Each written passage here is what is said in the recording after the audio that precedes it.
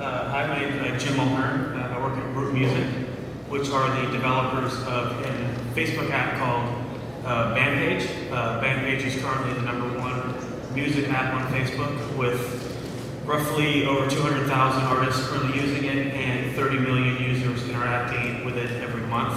I handle marketing and publicity for the company. My name is Jack DeYoung. I run the music strategy department at Groove. We do a myriad of things, but I guess the best way to say it is we're an on-demand music streaming service with about 30 million monthly uniques, 30% of that comes from South America. And I don't think Fast Company's ever written about us, but it'd be kind of cool. I'm Josh Norrick. I'm Vice President of Nacional Records. I oversee business affairs and digital relations. We're the label home to artists like Manu Chao, Diego Garcia, and Nortec Collective. We're probably the highest percentage of digital sales among any Latin label. A lot of our artists are routinely over 80% digital and only 20% physical, and I think that figure is only going to keep growing. Hi, my name is Juan Colunal. I'm in charge of the strategy for YouTube in the US Hispanic market. You already know who's YouTube. For the ones that don't know, it's the world's largest venue, and we have the world's largest audience in terms of music. So we're going to be speaking a little bit more about what we're doing in terms of music and in terms of for our users in this market. My name is Henry Tanay, and I'm covered in paint.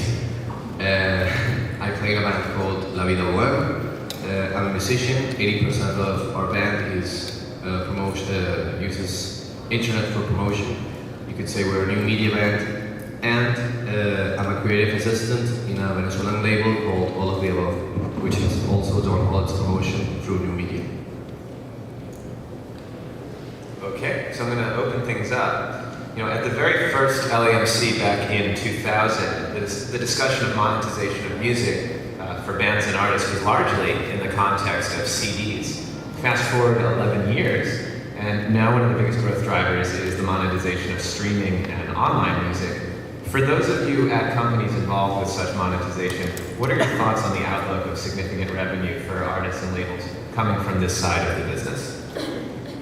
This is open to all panels. Looked right at me, so I'm going to go with that one. I think it's great. I think I just read this morning music sales are actually up 1% for the first time in a really long time. This last quarter, which I think is a great thing. In terms of generating substantial revenue through on-demand streaming models, I think the future is amazing. I think the more advertisers start opening up to that kind of realm, the more label deals people are able to ascertain, and the more mobile subscriptions people are able to get. I think the big arms race is kind of bundling into set-top boxes, into mobile phones, into like anything with an internet connection, a toaster, anything like that. And the more of those deals start getting cut, the more revenue will be able to go to artists. And I think also, streaming can be a conduit into so many different aspects of your business as well. The discovery element of that is huge, whether it be someone out there, discovering a band on Groove, realizing through Songkick integration that that band is playing in their town, and then going and buying a ticket. So I think there's a lot of really cool new avenues of revenue driving that can be created by streaming. Sure, I'd like to add to that. Terra has a product which was actually recognized for the top 5 most innovative in music. It's called Sonora. It's the largest audio streaming company in Latin America. We've rolled it out in Brazil, which is a powerhouse market right now. We have Argentina, Mexico, Peru, Ecuador. I think fourth quarter of this year, we're going to be rolling it out to Spain. And first quarter of 2012, we're looking for the US rollout. The difference there is, still from a monetization angle, the bulk of it is subscription-based, with about 250,000 people who subscribe from a revenue standpoint, and then monetize with advertising. We really don't see that model changing, and we see that being the driver moving forward. With that said, it's a very challenging and competitive landscape. So that I think is trying to figure out exactly which direction it is going to pull in. Number one, a user experience, a loyalty experience, as well as the revenue stream that publishers or the streaming companies need. Well, in terms of monetizing from the digital sales and stuff, for us, in the case of my band, I think the most important thing that the digital age has helped for us is it has been a side effect because when we started out, we didn't have the money nor the importance to be in mainstream media or media that pays attention, like you can get to the core audience. So we started little by little. It was very easy for us to do it through internet, through Twitter, through Facebook, through YouTube, trying to make it all by ourselves in that sense. And by 6 months doing it, our gigs were already packed. So you could say it was a very good side effect because from having 20 people, we suddenly were booking tours, and all because of our own promotion through Twitter and this. So the best side effect in terms of monetizing from this, it's we were making our own message and advertising our own things, and it was getting to people. It takes more time, but it's worth it. Absolutely, and I think a lot of companies in the streaming space are putting together social features to absolutely enhance that direct-to-fan connection, be it through an internal messaging platform or just the ability to broadcast to Twitter and Facebook. And with on-demand streaming, people are fundamentally searching and playing a song, so in essence, you're sort of focus grouping every single user. The amount of data that you're able to accrue and knowledge you're able to gain on each individual fan helps you make educated decisions on so many different areas of your business as a band and as a label, as a management company. Just to complement again, you just said something very, very special about what digital is bringing to the new era. Before that, you were not able to engage with that audience, and ultimately now you're not just engaging with that audience, putting out their music, your work. It's ultimately giving you the ability to make a life as an independent artist and to get revenues out of that. Some artists, we have some cases, very, very exciting cases, in which they have rejected deals with major labels, and they are just doing specifically monetizing revenue from our channels. It's the case of Pomplamoose, for example, and they get deals just through monetizing their content. For example, our first record, it first came out, the record was a production hell. By the time it became the time where we could release it in Venezuela, we didn't have the money, to produce it and to, have it in the market. So what we did, we gave it away for free on internet. And we basically spent that day like 48 hours in Twitter answering to everyone and each of the people that had problems downloading. And when it came the time to release a physical album, our sales were very good. Like in 3 days, I think we sold all the records, and we got to Nacional Records because of that. So in that time, it was like a very tough decision because we spent so many money in the production that when it came time to say, well, let's give it away, everyone was like, we're gonna go boy. But now, looking back at it, it was the best decision because in the end, people that really liked it eventually came back to it and bought it.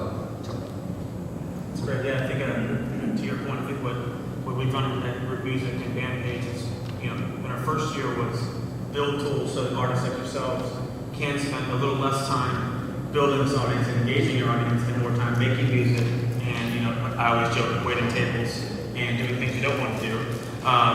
So that we have a place, on Facebook for your artists to not only fully customize the page, but also all things that make you money, YouTube, Twitter, I'll go back to how Twitter could make you money, and streaming your music, you can put all those things inside of our platform and our app, and so not only making the money you would have made on YouTube anyway, just by messaging out to your fan base that you already have. A tool that we have that I think is especially valuable for independent musicians is the share button. Now, most of the time on Facebook, you can share, right? You can share to your friends, you can share via message. But what our tool allows you to do is share specifically to someone else on the internet. So you don't just have to share in a message or share it to your wall. I can share it to him who I don't know. So if I like one of your songs, I can share it to that person or that person or that person. Unlike no other tool on the internet can do that. Which for independent artists, like you said, you can go from a gig with 25 people to 50 people to 75 people, and every time you come back to that area, these people are bummed because they missed out because the comment board is filled with great comments about your show. I think it's a share tool that we spent our first year listening to independent artists like yourself. And I think it's a great story. I hope next year there's 100,000 more like it. So No, like, you know, what they say, the medium is the message. You know? yeah, exactly. Yeah, and the whole thing, like the mouth-to-mouth thing, it's become amazing. You know, the sharing. It seems like such a simple thing, but it's actually a very complex thing. Yeah, we have a lot of people working very hard to make it easy for everyone else to do. Again, I definitely agree. The message is where it's at, and little things too, especially as an independent artist, where I don't know how many people here know about the algorithm that ranks your bands. We probably know, but Facebook, like Google used to do, like they rank you as far as relevance goes. So if you say in your music, like in your songs, in your album description, that you sound like Mana, right? Well, everyone does in Latin, right? They all want to sound like that, right? So, but the more times that people who like Mana like you go up the algorithm, and so you're more likely to be seen on the right side of the page as someone they might like. That's a trick that not that many people know about, but every time you send messages out, again, Twitter, and so that's how Twitter can lead down the road to monetization through Facebook, is that every message you send can create some ripple that could be that tipping point for you. So keep sending the messages, preferably through Bandpage, but hope to keep sending the messages through Facebook, and the algorithm will go up, and you'll find yourself sometimes wondering how did that happen, how did I get there? And not just with the things that you think you sound like. Sometimes you don't know there's an audience that maybe is interested in your work because you sound like something that is very, very niche. So, for instance, within YouTube, you don't need to be a partner or anything, just a free channel. You get an insight with YouTube Insight Analytics, and you can see like your content is doing really good in, I don't know, in Italy, in Japan, whatever. So then you can go and promote and do some other things there. So that's the power of sharing. Again. Well, the YouTube thing has been amazing because I don't know if you guys, but before I check out a band, I look for the songs on YouTube. So, and it's been like amazing because I know a lot of people. I have seen like parties where people use YouTube or like DJ or whatever. And in that sense, like when you were talking about Bandpage, I also think that it's important to be everywhere. Have a Facebook profile, Bandpage profile, MySpace. Even though there's networks that are have that many people, it's good that you are in every window possible. Because when you come to see of it back in the day, like 70s, what did a band have to do, to get like a banner? Yeah. For example, why Pink Floyd was bigger than Can, Yeah. or Noise. Obviously, there was like big marketing from those bands, even though they were equally good. Nowadays, it only takes like 5 minutes and a click. So when you come to see, it's worth the effort, to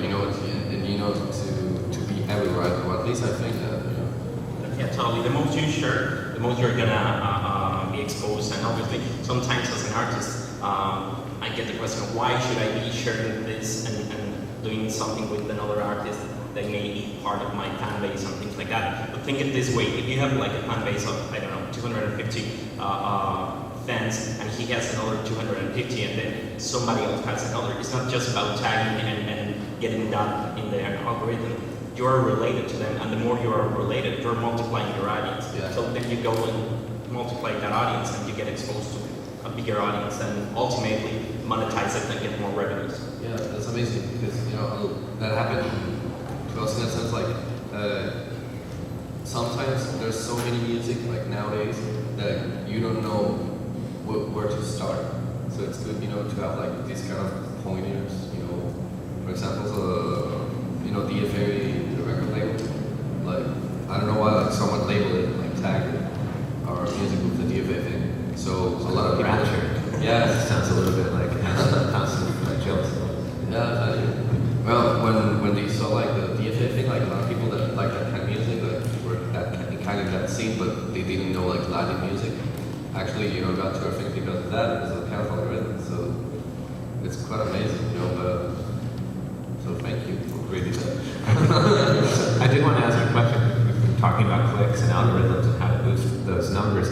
I think one of the big mysteries to most artists, and probably many labels as well, is that in spite of all the attention on online traffic, unknown artists like Rebecca Black suddenly going from 0 to 100 million views for a song like Friday, which I will decline to sing. The reality, I was reading an article by Bob Lefsetz that speculated that in spite of having 100 million views, I think she generated, the guesstimate was about $80,000 in ad-supported revenue. I don't know if that's fact. I don't know. I don't get to see the numbers. But that brought up a lot of discussion in the industry about what will that really lead to? Should you quit your day job if you suddenly got 1 million views on your video? I would probably say no. Just keep touring and going out there. But Well, CC Panda is amazing. especially, maybe Juan Jose and Jack, I'm not asking you to disclose exact numbers, but it would be interesting to know your thoughts on if you think ad-supported revenue is going to continue to climb and be a significant revenue stream for artists. Totally. I mean, I'm sorry. By all means. Totally. I totally think it's gonna continue. In our case, I think that number is a little bit off. What we're seeing is that obviously we have deals with major labels and a lot of independent labels, and they're doing very good money out of this model. What we are seeing is that monetizable revenue is growing more than 50% year over year. And I just mentioned the case of some independent artists that they are making a living just based on that model. So I really think it's just a matter of a way to monetize your content. It's not the way. There are several ways. Within YouTube, it's not the only way. You can use also the click to buy and then generate extra revenues and buying it on iTunes or on other platforms. So you can promote it and you can get revenues in some other ways. But at the end of the day, it's up to you as a content owner to know how to do the things and promote it and see your fan base is more oriented towards that or another way. But I totally see that growing in the upcoming years more and more. Yeah, we recently signed a partnership with Google, YouTube, to roll out 3 different verticals for different channels on YouTube. Number one is Terra the Bordas. We have rights, and we're able to syndicate those rights to different partners. I'll give you 2 examples. This is music related, but it's still entertainment, sports related. We have an agreement with Gold TV. Gold TV gives us footage for all of the European, Latin American leagues, that we would traditionally have because we don't have any networks or rights to those leagues. We also just signed a deal with HBO Sports, which is giving us full boxing content, pay-per-view, 24/7, things that we could take out from the Terra network to YouTube and create this environment outside Terra and being able to monetize it. I think that needs to continue. I think it's going to continue. It's one of the biggest growth patterns when you start looking at the video distribution platforms. It's very difficult to grow organically right now. You hit a ceiling. So what do? You look at partners. So anybody who can take your video platform, elevate it, give you extended distribution, and then figure out a sales structure or a structure that makes sense from an advertising standpoint is probably the best position at this point. We weren't thinking like this 7, 8 years ago when we were talking about banners and doing things online and how you take a video and really make it something useful. But I think in short format and in line with what different strategies companies have, this is the future. And the only way to do that is to sell around it, sell a sponsorship, sell a channel, and sell the offer to the consumer. So, completely agree. I think the compelling sort of advertising integrations are going to be really key moving forward. Our advertising revenue has grown quite a bit as well over the last couple months, but we've grown a ton in the last couple months too, in terms of user base. One of the things we're trying to do with independent artists and artists on labels is to include them in every single advertising campaign that we run. Like for example, one, it helps us win the campaigns, and 2, we actually pay artists directly rather than having to have it disseminated through a label or through a management company. An example of that would be we did a deal with MSN to promote their South by Southwest coverage, and they wanted to promote their own personal coverage of South by Southwest. So rather than do that, we actually reached out to Interpol, Metric, OKGo, and the Temper Trap, and paid them directly to make a video telling our users what they would go see at South Hub, and hosted that under the auspices of the MSN brand. And it was an incredibly successful campaign. And we want to do more and more of that. We want to have sponsored channels. We want to have really cool new features that are brought to you by a brand. We want artist integrations across the board. I think being able to pay an artist direct is one of the best feelings in the world. And I think also we need, subscriptions is going to be key. The more bundling deals. Spotify Inversion is a great example of that. Us trying to get bundled into phones when you buy it at down events is going to be huge. It's a huge revenue driver. And I think there's a lot more. On Roof Strike, you can also buy tickets directly for a band. You can buy merch directly through Tuning Pop integration. Stuff like that is going to be huge in terms of driving revenue to the labels and artists especially. From an artist point of view, Actually, I was going to bring that up for this next question specifically for you and for Henry. yes, from an artist point of view, that all that information is super valuable. But from a starting point, you actually have to analyze and understand what's happening with the music business and integrate and be aware of all the tools that you have, like Bandpage and Terra and all this, and actually observe what other artists similar to your genre are doing, and try to create your own strategy as far as promoting yourself. Just be aware that even though there's not a structure for major labels anymore, some of the parts of the system that used to work, you have the ability to use it nowadays as an independent, because you have press, you have publicists that you can use to integrate specifically to the type of music that you're promoting. And better of all, use YouTube, Facebook, and all the tools to actually not at a starting level to monetize, online, but to start creating brand awareness for your band and actually create concerts, interviews, and start using that to build it all the way up, till you get to the point to start monetizing with YouTube as far as getting video clicks and all that. But from the beginning, you actually have to observe what's happening in the industry to be able to catch up and start creating your own strategy. It's a learning experience.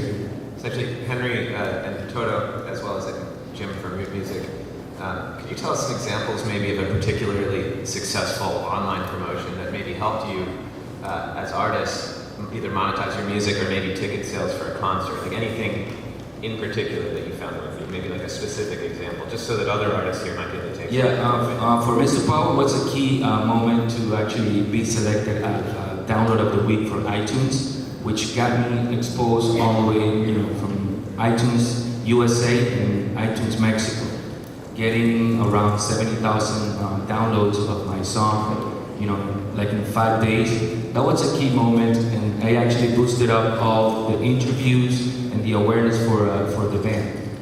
That generated obviously more followers with Twitter, with Facebook, and started propagating more content on Google about Mr. Power. So that moment, it's a key moment for me.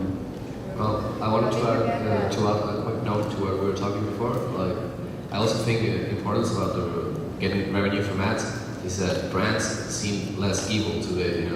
There's a perception, for example, like people that listen to some kind of music also like Apple, and drink Jack Daniels. It's important because we deal in a business of perception. Not only in music, but whole entertainment, and also like in brands, like what people perceive, what we're doing, what that represents. And for bands, that has actually done a lot. That nowadays sponsorships and those kind of things don't seem as bad as 10 years ago. For example, the Pearl Jam with Target, what they did, that was actually 10 years ago.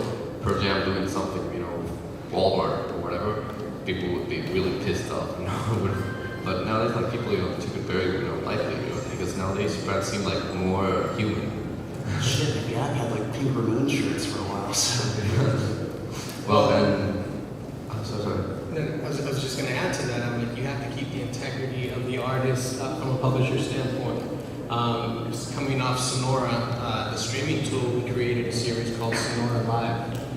Sonora Live is a concert series once a month, once a week, depending on the time of the year and the artist. But we've done some pretty significant things with them. We made some history in May, where we live streamed Paul McCartney's concert out of Rio. We had over 500,000 viewers, live viewers, downloads, live streams in Latin America. We did the same thing in April for Ricky Martin's tour, where he kicked off his tour in Miami, and we live streamed that as well. So I think from when you're talking about and these were all sponsored, but at the same time, we kept the integrity of the artist, the integrity of the tool, and really took his current tour, his current brand, and just evolved it into something that was sellable for the artist and for the brand Terra. Well, and for the question of our experience in terms of our band with digital promotion, we have, I think, 90% of what we've done it's for digital. One example is, well, funny story. Back in January, actually, it involves a brand. A brand told us, like, well, we can give you this money. We wanted to make a free concert in a square in Venezuela. Venezuela, you don't get to do that much because it's a hassle, it's very insecure, there's a lot of bureaucracy. So having a free concert for kids is something that happens very rarely, and it takes a lot of effort and a lot of money. So we got this grant to put some money for a concert, a big one.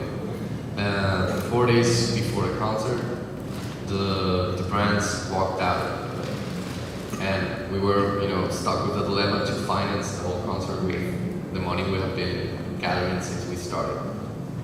It actually was funny because the thing was going to cost, like, for example, this is an example number of a metaphor, you might say.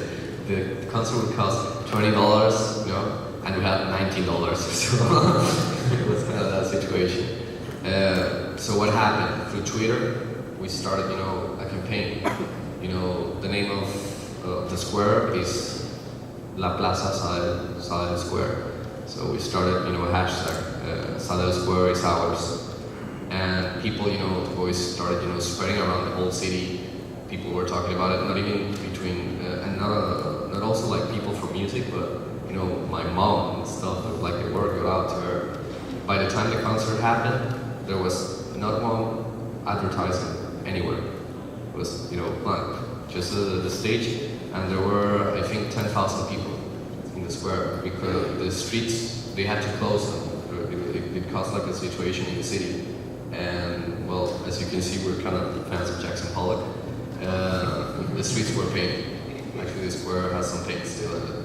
And it was only through Twitter, and like people on radio stations started hearing about it and started talking. So it was amazing, and we just did this, with what we had, computer. This is a question also, Jim, you might be able to plug into. I think a challenge for a lot of the artists, I'm sure many of them out here, is just time management. How do I update Twitter, Facebook, MySpace, and any other Ping and all these other services that are coming up? I know that with Root Music, the band page, it allows you to integrate with Facebook, and I think even Topspin as well, right? So to let fans buy downloads, merchandise, tickets without leaving their Facebook page. Could you just explain a little more how that works? And is it a significant time saver for artists? Yes, I think it's definitely a significant time saver, especially for the independent artists and artists of all sizes. But basically, what we did, again, as I mentioned, year one was all about adoption, camping hand in this band with these millions of people. This year, it's about commerce and moving towards that direction. Our first step was with Topspin. We love their software. They're a great partner. So now, if you go to the Beastie Boys, Pixies are two great examples of artists, big artists using Topspin and selling very exclusive merchandise. They're doing very, another thing to think about as independent artists is make your CDs more valuable. What I mean by that is not just music, but special packaging, it's bundling, things like that. And that's what Beastie Boys did, which I think, while the numbers weren't what people may think they are, I think the revenue was where they expected it to be.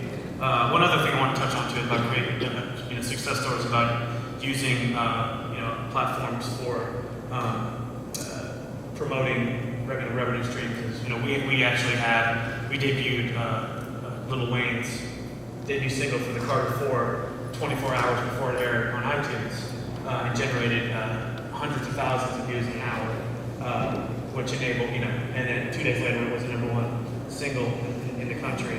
And that was sort of to the last question, but everyone was kind of moving along there, so I didn't want to jump in there. But I think that's another way Bandpage can help.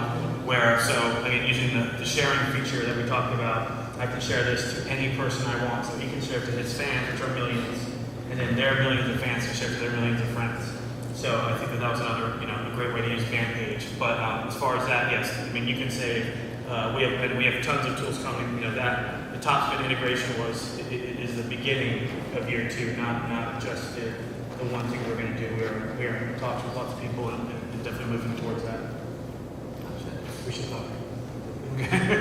And just to add, from a publisher's perspective, obviously the social media is key. You hear it everywhere from everybody's media mix, whether it's a packaged good to a movie or whatever it is. Tara has made a commitment as we move towards that platform. We actually hired a dedicated person, and that's all they do.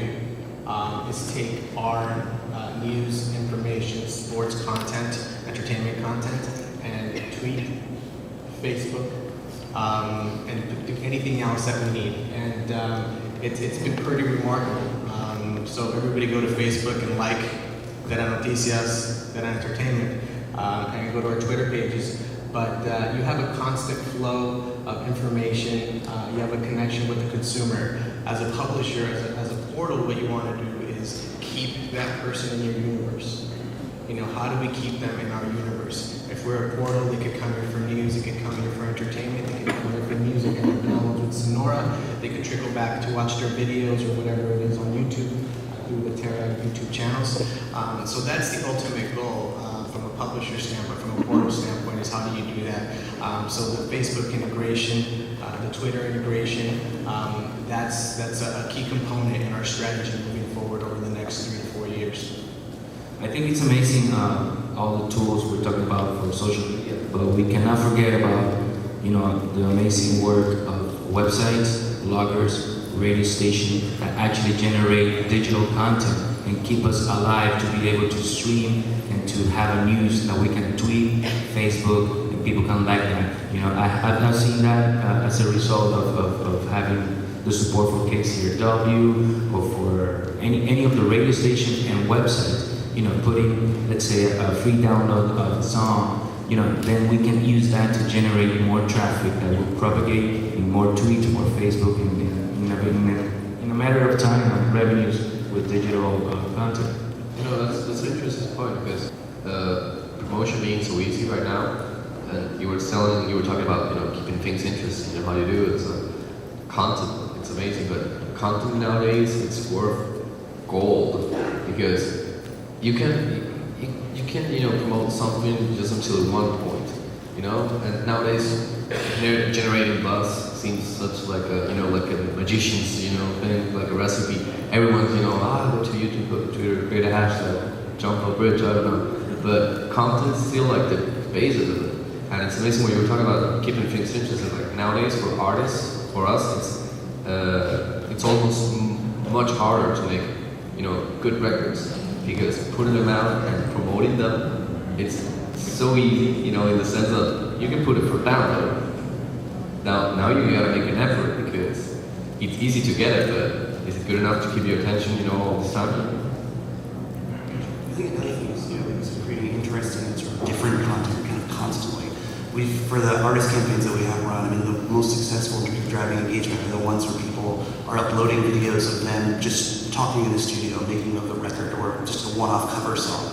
Or even an exclusives always work really well. With Pusha T, I think we drove over hundreds of thousands of downloads in the first 2 weeks just from a mixtape within a matter, in maybe 2 weeks actually, several hundred thousand. And that was just cool stuff that you could only get on Groove Chart for about a week. If you make it interesting, people stay engaged and keep sharing with friends and whatnot. I actually just want to welcome Glenn Brown from Twitter, who made it up from DC this morning, the late train. He's here just in the nick of time for this question.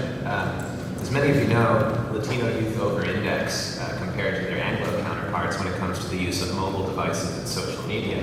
I'd like to hear what role each of you feel Facebook and Twitter play in the continued monetization of digital music, and also, is there room for other social media platforms in the Latin music sector? This is open to all panelists. Sure. There's absolutely room. Like I mentioned before, it's very difficult to go organically. You have to have a fan base, you have to have a content integration. There are several different social networking sites out there that are a different caliber than Facebook. You have, Hi-Fi, you have Miente, you have Que Pasa, and they all have their own little theme within their platform. I think it's important to leverage those partners. One of my jobs is to look at joint ventures, look at corporate initiatives that make sense. Whether we partner with a social networking site for a campaign or something long term to be able to share brands and traffic, that needs to continue. Everybody's going to be on the Facebooks of the world. Everybody's going to be on the YouTubes of the world. But there is a different extension. There is something else out there that can leverage, whether it's your video platform, whether it's your brand, whether it's your label, whatever it is. There are tons and tons of partners, as we've seen here. It's picking the right ones. It's having the correct initiative and aligning, with each one of them. That's in this marketplace. I think again, and that's my takeaway here is from a partnership side, leverage as many as you can. From an artist's point of view, I think it's really important to own your own domain and actually start integrating all the tools that we're talking about. But because it's just because you don't know what's going to happen in the future. We have seen many social networks, go up, go down. But at the end of the day, if you develop something huge, let's say on MySpace or Twitter, or something happens, you have to start all over again with that another network.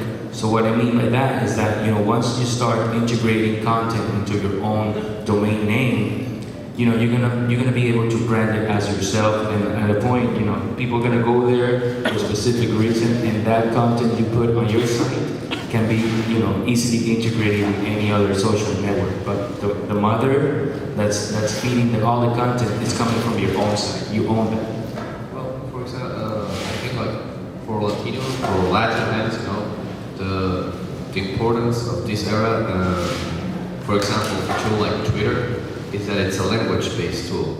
And the main thing that we have as Latin bands is language. The people can connect easily to this kind of music because they can understand it. And for example, what Twitter has done is very amazing because obviously it's multi-platform, because you can put images, video, whatever, but in the end, the fact that these kind of bands are speaking one kind of language, it's quite amazing because eventually it's, the two of 6 degrees of separation or whatever. If you tweet something to a friend or whatever, you're promoting your record between your inner circle. Eventually, people nowadays study abroad, have friends of Erasmus or whatever, and in Europe you have Spain, like Spanish, it's now a worldwide language. Well, it has been for a long time, but nowadays it's amazing that you can get actually, to other markets, just through that word of mouth, and the fact that, it's amazing because you can share language. And Twitter has to make it easy because of that, because, for example, YouTube's visual, the fact that people can say, well, this is my language, it's an amazing thing right now. Glenn, could you speak a little bit maybe to the growth of Twitter among U.S. Latinos and in Latin America? Sure. Twitter's definitely grown a lot. I'm Glenn, by the way. I apologize for coming in late. Like Josh said, I just got off the train from Washington. But we've seen some serious growth at Twitter, particularly in the last few years. We're now at the point we've just recently announced that there's over 200 million tweets a day, which is a pretty staggering amount of kind of information that's going out there. And I think that the really interesting thing about Twitter in terms of demographics is that there's basically a place for all different audiences there. And I think one of the most interesting things about artists using Twitter, or anybody using Twitter for that matter, is watching different artists and watching different publishers on Twitter borrow audiences from each other or build on each other's audiences based on audiences. This already happens informally, I think. Particularly in music, it's pretty intuitive to a lot of musicians, where you'll see artists play with each other or feature each other on different songs or sit in with each other or remix each other. There's obviously a creative collaboration going on there, but it's also, from a purely just the business pragmatic side of things, what's also happening is artists borrowing each other's audiences in a way. It's a way of saying, I have 1,000 followers on Twitter and this other band that I know has 5,000 followers on Twitter, and maybe they're not exactly the same followers, but that's kind of strange because we get along well as artists. We think we should share our audiences in that way. And I think that's something that you'll see in a lot of YouTube users will do that, and a lot of Twitter users will do that. And I think it's particularly interesting when you think about it in the context of language and geography, I think, where you can pick up thousands of followers or new fans in a Spanish-speaking country that maybe you've never toured in or maybe you've never been to because of 6 degrees of separation. Well, actually, there's a thing that happened to us, like through a retweet, we got to these guys in Brazil, and they saw they didn't understand a word, but they saw they clicked it, and like 1 week, it's still right, like please come to Brazil. That they work for a brand, and they were like promoters or whatever, but it was because of Twitter. We don't speak Portuguese. We have never done anything there, but it got because of a retweet of someone that knew someone in Brazil. Right. I know my first week at Twitter, I've only been there a couple of months. Just a personal story. My first week there, I went to a conference on news and technology at MIT, and I met a journalist from Chile named Miguel Paz. And I was talking about, some people keep separate accounts for tweeting in English and Spanish, or some people in France who keep separate accounts for tweeting in English and French. Some people put them all on the same place. And I was asking the other guys, what do you do? And he's like, I just mix them all up however I want. And I was like, oh, well, that's interesting. Maybe I'll start practicing tweeting in Spanish some. And he said, if you do that, I'll get you a bunch of followers in Chile. And then the next day, he says, hey, my buddy in New York sometimes tweets in Spanish. Suddenly, 5 dozen Chileans I've never met are following me on Twitter. And so little happy accidents like that can be pretty amazing. And I actually have a question. I'm sure to placate some of the lawyers I know in the front row. But I wanted to ask, this question is geared towards Grooveshark and YouTube. Grooveshark is one of the leading online, on-demand streaming radio music services, but unlike Pandora, Grooveshark does not currently have licenses in place with most artists and labels. Plus, it's not necessarily right now compensating them for streaming uses of their music. Meanwhile, YouTube has become the global player for on-demand online videos, but many times it hosts music that has been uploaded by fans without the artist's or label's consent. I think it'd be great to hear what steps each of your companies are taking to ensure that artists and labels can control the use of their music and receive compensation for music that's uploaded without their consent. Well, first of all, the distinction I want to make first off is that we have deals with thousands of labels. One of the majors and the indie aggregator Merlin, which is, Merge, sort of XL, Rough Trade, stuff like that. And we're constantly and sort of systematically going out and trying to get these deals. There's just so many content holders when it comes to user-generated content. There's so many songs. This could be a band or it could be a label in Tupelo, Mississippi. We literally have a team of about 10 people that go out and trying to facilitate those deals. With the songs that are uploaded to Grooveshark, we adhere to the DMCA very much in the same way that YouTube does. When it's user-generated content, if we get a DMCA takedown notice, we will take it down very, very quickly. Our turnover has gotten really phenomenal at this point. We actually have people working night shifts now to make sure that DMCA takedown notices are adhered to really, really quickly. And we also have a back-end, sort of the same way you do with the analytics suite called Grooveshark Artists, where every artist can log in, view what's happening around their content, manage their metadata, edit it, upload images, see where their fans are, how old they are, what songs they're listening to more than others, which songs are getting into playlists, stuff like that. So there's a lot of options for managing artists and labels to kind of control and manage their content in Grooveshark. Well, on our side, that's part of something that why you should be on YouTube. We have this tool that's called Content ID, in which any content that you upload to YouTube generates a digital ID. So it compares anything that is uploaded by a user or anybody else. And if you have the right to do that partnership with us, you're going to be informed that somebody else is putting that content up there. And you can either block them, you can send them out a warning, or you can monetize that. And as I told you before, we have deals with all the major labels and a lot of independent labels. And what we have found is that they are actually not blocking that. They are monetizing that extra revenue that some other users are promoting their content. And that's the way it should be. At the end of the day, we don't want the user to block that.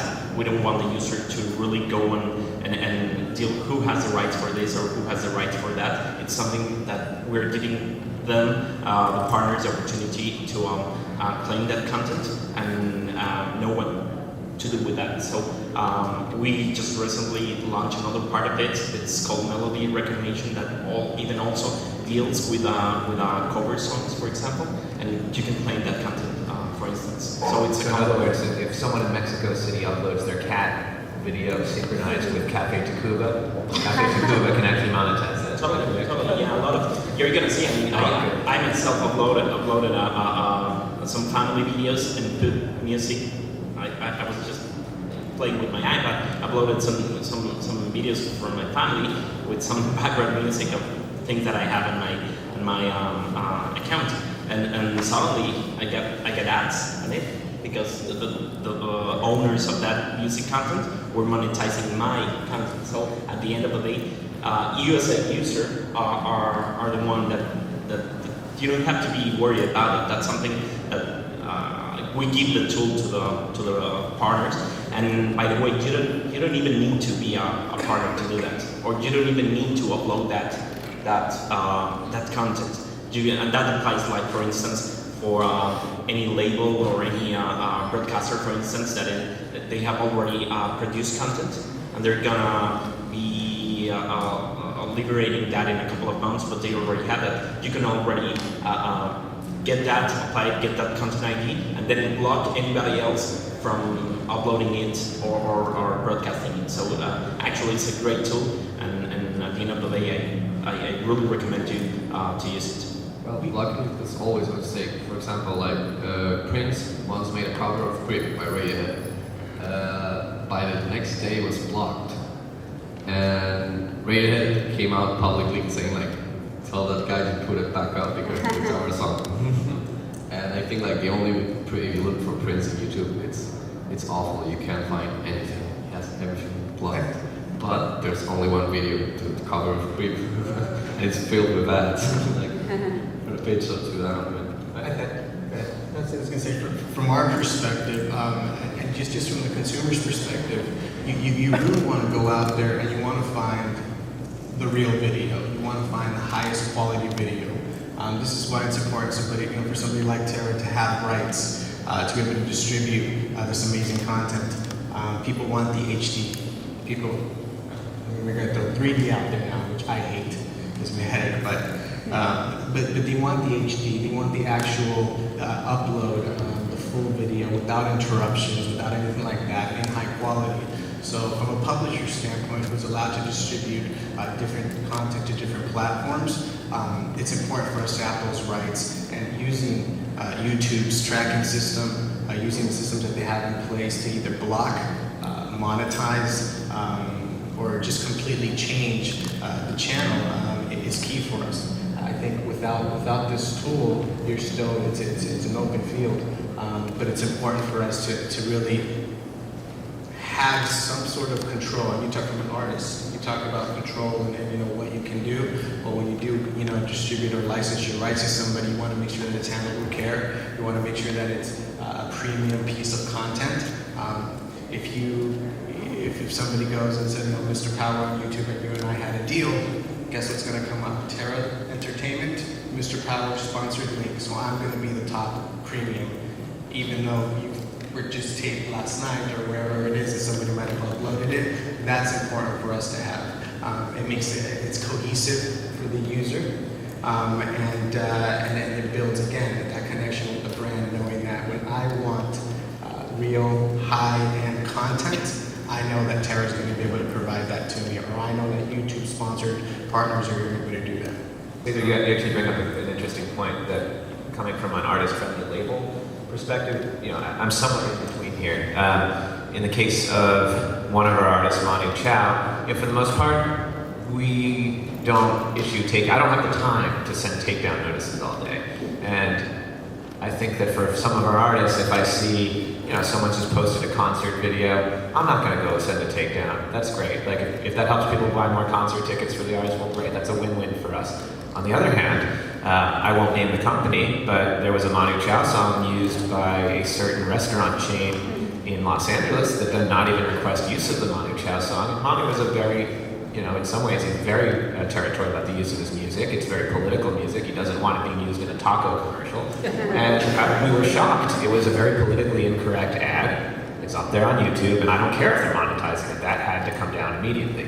So I think for an artist out there, if fans are putting your music up there, I don't think you should send takedown notices. I think that can probably be a good promotional tool. But if you're seeing a corporate company use your music without your consent, they should be paying you for that.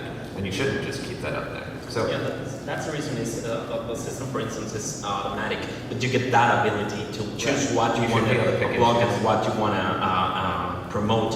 For instance, for the artist perspective, we have this case with a partner last week in which he uploaded like 10 minutes after his content went live this piece of content, and suddenly there was this user that uploaded with HD quality, amazing quality, the same piece of content, and he was doing a great job interconnecting. And again, it's what Toto was saying. You gotta do your job in terms of interconnect this ecosystem. He was doing a great job connecting all the dots with blogs, and he was already connected and embedded in a lot of players, in a lot of major sites, and a lot of things. So why should you just block somebody that his only scene was liking your content? At the end of the day, you gotta choose. Is this something that you wanna really promote, or is this something that it's incorrect? Did you take it down? From an artist's point of view, I think it's really complicated. First of all, it's a blessing if somebody is actually recording you and putting you up on YouTube or sending videos and stuff like that. I think it's amazing promotion. From a developing artist point of view, that part it's really key. And as you said, going to the next level, keeping a relationship, let's say, with a sponsor or high quality content. Artists should be in control of that, with their YouTube channel and putting their music for sale in a legit way through either TuneCore or IOTA, whatever you choose to do that. That's important. That's as much as you can actually control. The other part, it's as I said, an amazing promotion tool for an artist. You might not be able to see a certain point, monetizing with advertising from YouTube or Facebook or anything, but that will help you monetize in many other ways that you have to explore. And you gotta be, very intelligent to understand your surrounding, your lifestyle, and as Lavido said, you check out what are the brands that matches your music, your style, and how can you actually start monetizing in a digital way, to make it more physical and accessible to grow as an artist till you get to the point where you have an amazing management company, an amazing lawyer controlling your stuff, and then taking care of the big stuff. But for the growing point, it's a blessing to have all that content out there promoting yourself. Please. No,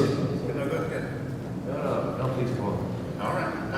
I was going to say another thing I've seen a lot of artists do that's really interesting is not emphasizing monetization so much, but taking things that you weren't going to monetize or try and make money from anyway, and using those as interesting kind of promotional vehicles. So things like maybe a one-off cover song that you do, or a demo, or a live recording, or just a cell phone camera video of a jam session or a rehearsal.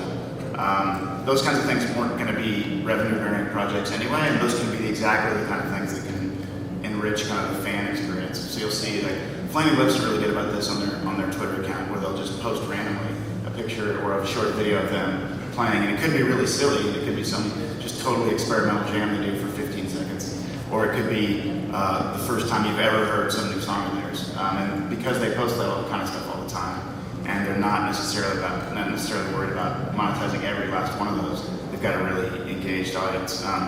You know, of course, they're out selling albums and touring and making money too, but they have some of the stuff that they weren't going to make money off anyway. Might as well share it with people. I think like in that terms, the thing about internet nowadays, it has generated a very gray legal area, a lot of terms. And I think like people, well, first of all, internet is a lot about good customs. You gotta, you know, because there's no law in that sense, like, quote. And so, for example, Aaron Sorkin used to say, by the 5th comment on a forum, I lost faith on humanity. You know? But, you know, you gotta take advantage of that gray area, like the Flaming Lips do, you know? Because I follow them and they put, like, for example, with the Pink Floyd tribute they were doing, they posted, like, every song of, you know, Dark Side of the Moon, they're covering them, the songs, on Twitter. And I think, like, the concert, it was a hit. It was packed. So you got to take advantage of those tiny gray. It's true that it's sometimes of a dilemma because it happens stuff like what happened to my child. But if you use it well, and you know, if people just behave, you know, if there's a good like a good manner in the way you share content and the way you do it, it's actually a very profitable tool. I think Kanye West is a great example of that too. Before the last record came out, I think he tweeted half the songs. Yeah. And you know, the buzz before that record was deafening. It helps that it's really fucking good. But like you really couldn't go anywhere without hearing about Kanye or reading about Kanye. I think the buzz was deafening. I mean, I remember listening to So Appalled for hours, like when he tweeted that song. Well, Kanye did the thing like the Good Friday. Right? Yeah, Good Fridays. Yeah, they're It awesome. was amazing. I think that was one of the best strategies. And it's also like he was very wise about that in a label kind of sense, you know. I think too. Also, just as far as engaging audience versus monetization, having this was a lot of my job. I used to work at major labels, doing grassroots online, all the kind of marketing, and I think it's important to engage and converse with your audience months, even years before you ever ask them for money. I think that's the biggest thing. You know, I used to call it emotional commerce, emotional currency, before you ask them for something back. And that's what makes asking them for $12.99 or Radiohead asking for $100 for a special edition, because they've sent so many, you know, they've played so many great shows, and they've done so many through Twitter, Facebook, and built up this reputation and respect that people will pay for quality, but they won't pay for something that they think is just as good that they can steal. And that's the difference, you know. If you show through your engagement with your audience that your thoughts on life and your day-to-day and the work you're putting in the album, how hard you're working, recording all your sessions, how mind-numbing and how long it took, the 2 a.m. sessions, the breaking your drum kit, throwing it all over the place because you're so frustrated.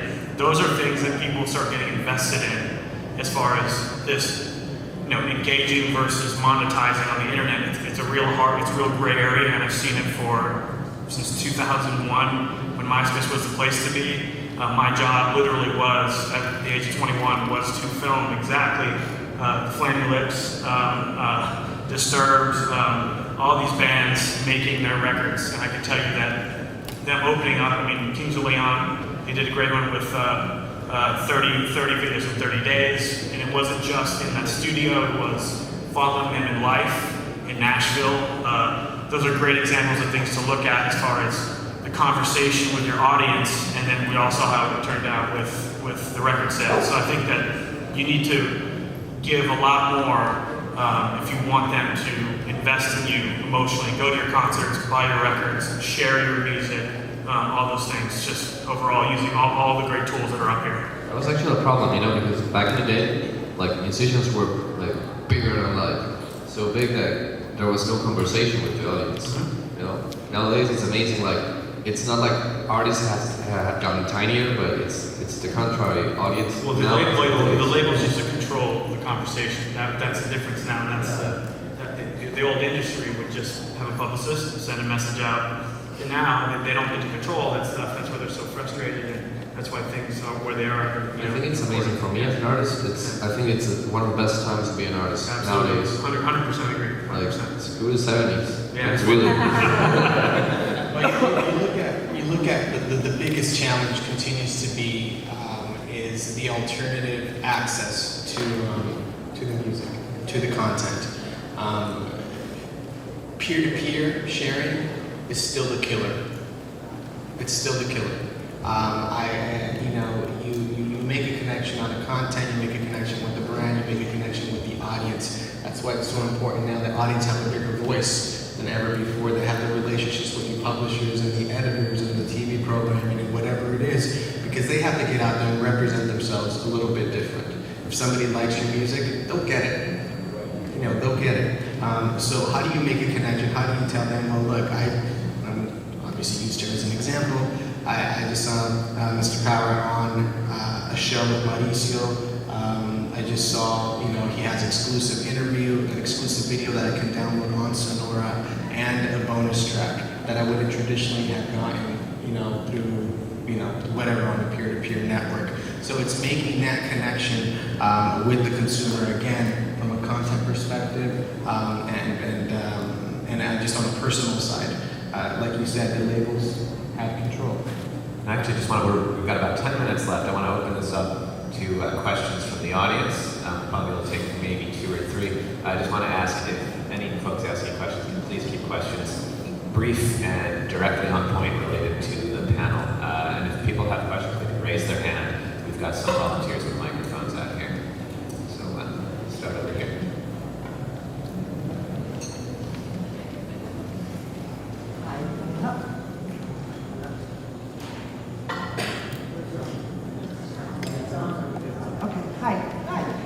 Liz Sarah Blacker with Terra. Question for Caesar. My question is about sort of marketing, PR, image, more from the musical, I guess, the artist standpoint in a sense. We're in the age of content and distribution. So who is managing a brand? I mean, obviously you're more involved. There are more distribution platforms. You have greater audience, greater reach, greater visibility, which can be dangerous, which we've seen. So who is managing? Is there a new manager, like Manager 3.0? And who's doing your PR and your image? Well, I think there's one important thing that you pointed out. Nowadays, being so easy to promote something and so easy to be a media person, to have a voice. Nowadays, the importance of editing, of having an editing line, being aware who you are and what you want to say. It's very important not only for an artist, but you gotta be aware that you can't do this by yourself. That's where publicists step in, your label. There has to be convergence. There has to be one line, and that's something people and artists nowadays forget. They feel like just because you can open a Twitter account, you can say anything that's gonna be important. Well, not. No. In fact, you have more responsibility. To be very aware of what you're saying. And in that sense, I think it's very important for artists, to get good policies, get involved in what you're saying. Your job nowadays ain't only to play the music, but know your message and know, like a newspaper, an editor. In that sense, nowadays it's more important the job of a publicist, of managers, because nowadays they can sit with their artists and actually, get the ground rules, for effective communication. Because now, Charlie Sheen, come on, you can have a very good effect as it's equally proportional to the very bad effect you can have with your communications. So you gotta be very aware. You should add politicians to that. They shouldn't be.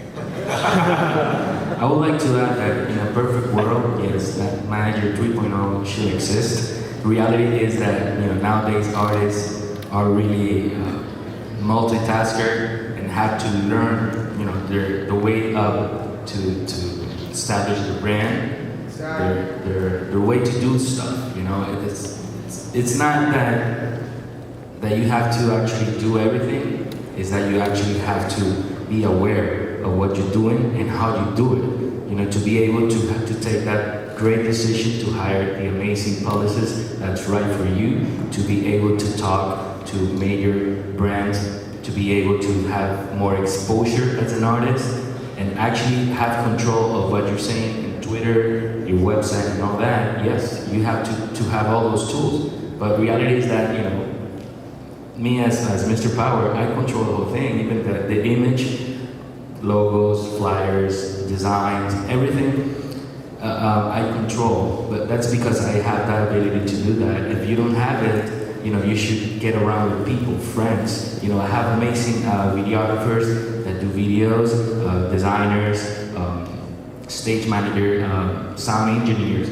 It's a matter of uniting your circle of friends and use them in a potential project that myself I call Mr. Power, and develop it, in a better way where you multitask as far as integrating people and connecting dots, and not as much as doing the whole thing yourself, because it's going to take forever to get to point A to point B. I think it's worth pointing out, you have a background as a promoter. Yes. For Mr. Power. I have a music industry background, and I also am in a band, Mexican Institute of Sound, who's the president of EMI, and he's an amazing artist too. So, not every artist obviously has that sort of savvy marketing background that you have. And so it is important, I think, that for those artists that aren't promoters or natural born marketers, make sure you surround yourself with friends who can. Exactly. Yes. That's because I see many friends here, artists, and working their way up, and it's amazing because there's a lot of people that actually want to help, want to be integrated. They're not necessarily musicians, but they love the music business, and they would like to get out there and help with whatever they can do. That's the key part. Just keep your eyes open and be aware of who's next to you and what does he do, because he might be able to get you somewhere, help you connect. I think that's the key. Communicate. We need to communicate. I think that's a really good point about being aware of who else around you, who your peers are, because I often get the question, being new to Twitter, I don't really want to use Twitter because I don't like talking about myself like that. Why do I want to be on Twitter? I don't want to talk about myself. And my answer back is always like, well, don't talk about yourself. And in fact, some of the best Twitter users and most engaging personalities online in general actually don't talk about themselves. They actually are talking about what's happening around them. They're talking about what their peers are doing. And that is as exciting. I'm as interested in learning what my favorite artists are listening to or who they admire as what they're doing on that particular day or what they're playing. And that's one way of engaging with an audience that's not necessarily about kind of a shameless self-promotion. It's a really creative way to actually help out yourself and get your fans what they want, and talk about the people who you're working with or your peers. So that's one piece of advice I always give is don't talk about yourself on social networking. See what happens when you don't, and see how much more engaged people get. I want to thank you. In that sense, for example, the retweet, I love it. I love the fact that retweet exists, and nowadays I don't know if you use Twitter a lot, but now you can retweet and it appears like the original person that's saying it. That's what I'm talking about. Editing line, I love that. For me, the retweet is the tool for that, because for example, you may follow the Flaming Lips, but if they retweet some artists and stuff, you're not only following them, you're getting what they listen. You get the whole package, the whole editing line. It's like buying the New York Times because you want to hear, there's some kind of content there that attracts you. It's the same with bands, and I think people should be very aware of that. Twitter ain't only a promotion tool, but it can be that. That's interesting. That complements your arts. Thank you guys. We are out of time. I want to thank everyone for joining us for the